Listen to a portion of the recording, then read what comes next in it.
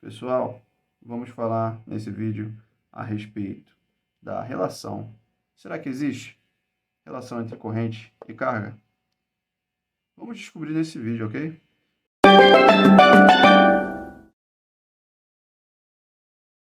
Bom, desenhei aqui um componente elétrico, tá? Pode ser um resistor, por exemplo.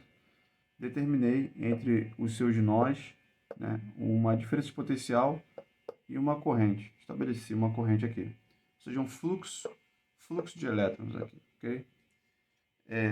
Imagino também uma seção transversal, um corte desse fio. Posso imaginar uma seção transversal dele, né? Olhando de frente para esse fio. Tá, mas para que eu fiz essa ilustração? Vamos olhar aqui a definição do que é corrente elétrica e do que é carga elétrica, ok? A corrente elétrica, ela pode ser definida como a taxa, a taxa de variação da carga, ok? Taxa de variação da carga. É uma derivada da carga em função do tempo. Tá, mas o que significa isso, né?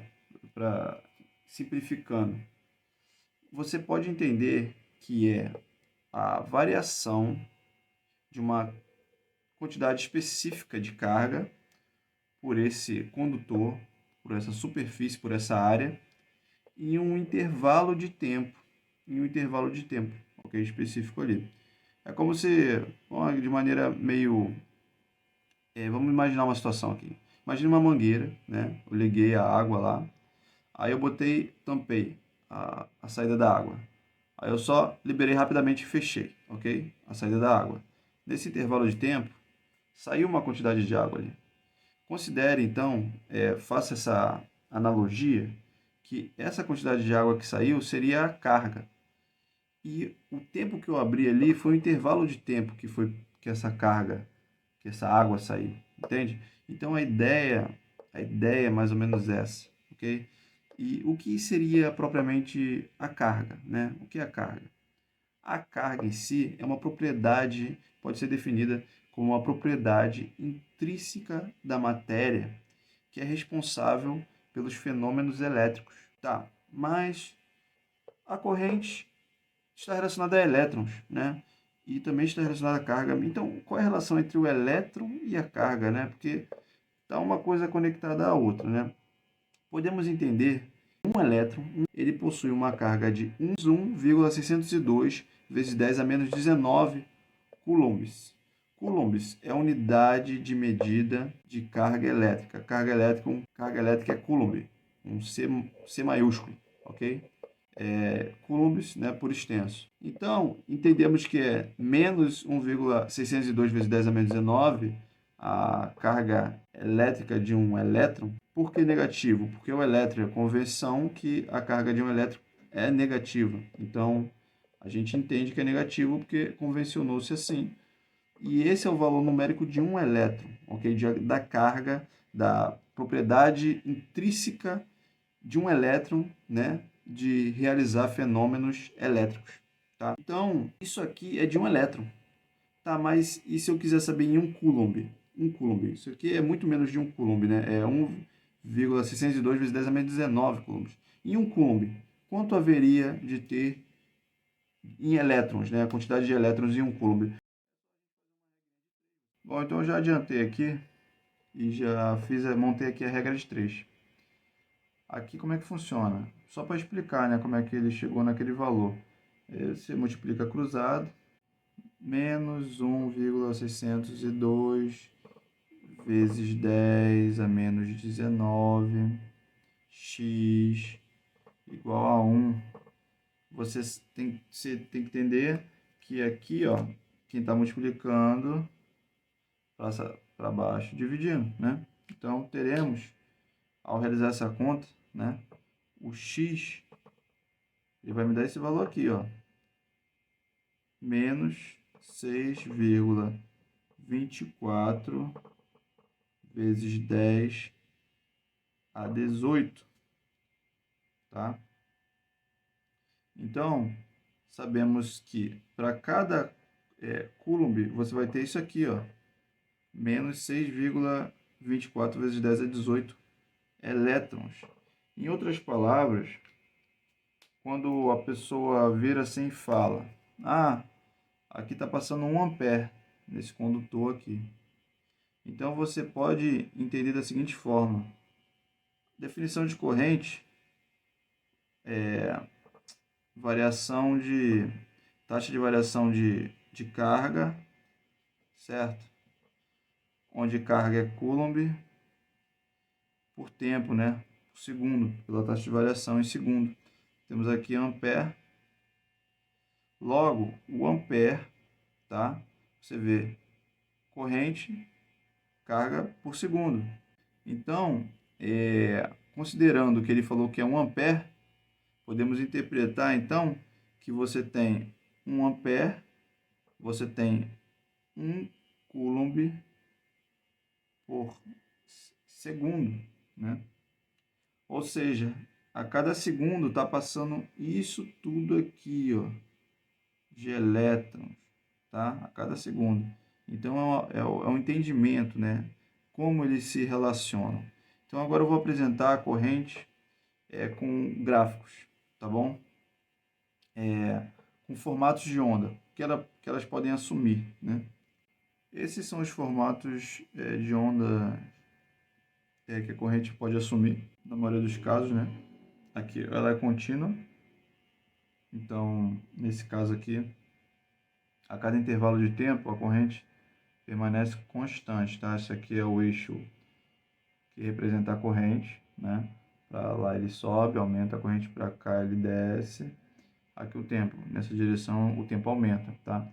Então a cada período de tempo que passa, a corrente permanece na mesma altura, ela nem sobe nem diminui. É a corrente constante. Então a gente representa ela como um I maiúsculo, né? Porque ela não varia. Então ela é um I maiúsculo, ela é constante, tá? Nesse caso aqui, se vocês perceberem, conforme o tempo vai passando, a corrente vai aumentando. Então, se eu pegar um ponto aqui no gráfico, a corrente vai estar aqui.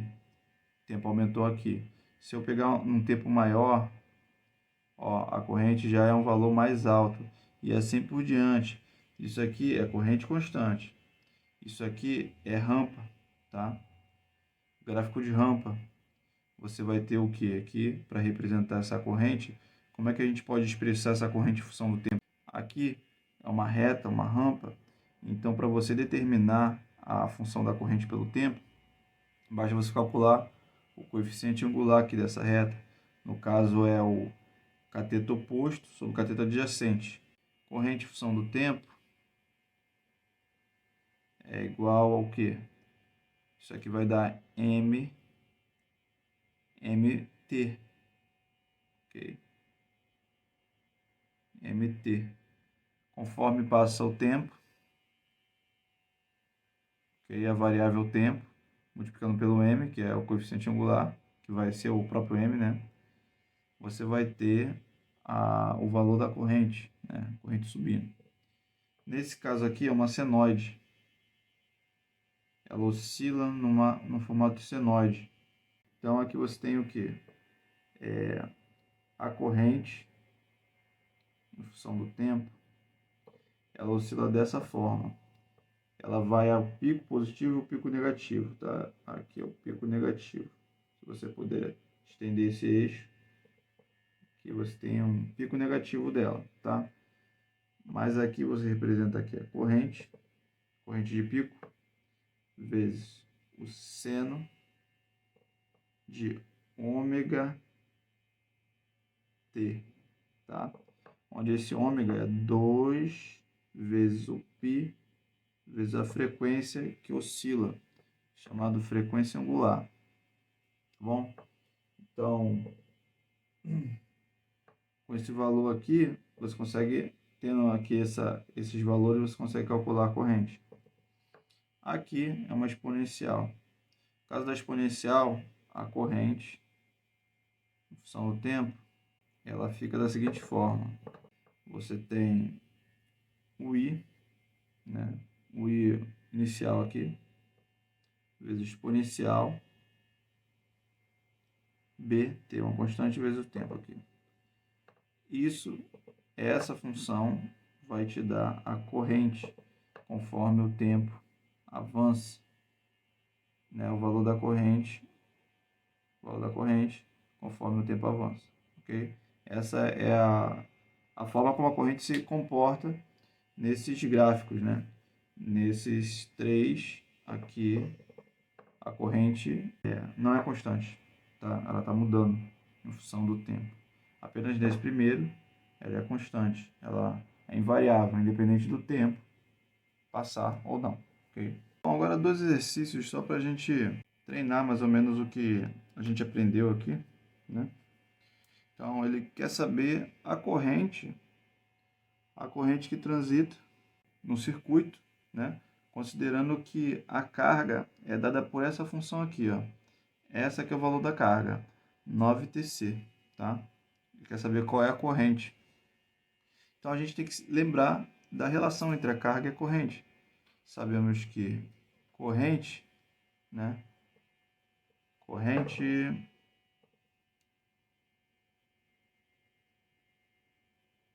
ela é igual a taxa de variação, certo? Da carga em função do tempo. Então, é a derivada da carga em função do tempo. A gente deriva, então, ok? Deriva esse termo aqui, deriva a carga em função do tempo. A carga é dada por 9Tc. Se você derivar esse valor aqui, tá? Esse C aqui é Coulomb, tá? 9Tc, o C é Coulomb, C de Coulomb. Então, na verdade é o 9T a função, ok? Se você derivar isso aqui, você tem o quê? Que isso é 9. Então, 9 amperes, né? Essa é a resposta, bem simples, tá vendo? Da primeira questão, ok? A corrente é 9 amperes. Na segunda questão, ele não quer saber a corrente, ele quer saber a carga. Ele dá um gráfico. Eu preciso extrair as funções aqui para poder, então, integrar. Por quê?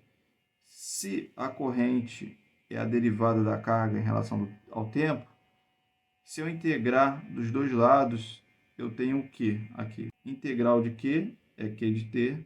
O I de T aqui, ó, eles são duas funções. Então, vamos abrir a primeira função aqui. Seria uma constante, uma reta. Nesse caso aqui, a integral ela varia de 0 a 2 segundos. 0 a 2 segundos. A função é uma constante, onde a corrente permanece 2 durante todo o período analisado. No caso, aqui está em função do tempo, por causa da nossa expressão. Então aqui a gente deixa quieto, por enquanto. Vamos continuar a achar agora a função da rampa. Rampa você tem que achar o coeficiente angular. No caso aqui é a variação do y sobre a variação do x. Pega dois pontos, né, na reta. 4 menos 2 sobre 4 menos 2, aqui nesse caso, é o nosso A. Vai dar 1. Ok? Então já sabemos que é y. Isso aqui é a função da reta, né? Expressão. 1x mais b. Que aqui entraria o A, né?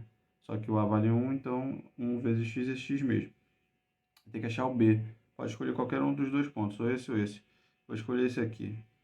Então, quando o y é 2, o x é 2, mais b. Passar o 2 para lá, ele passa negativo.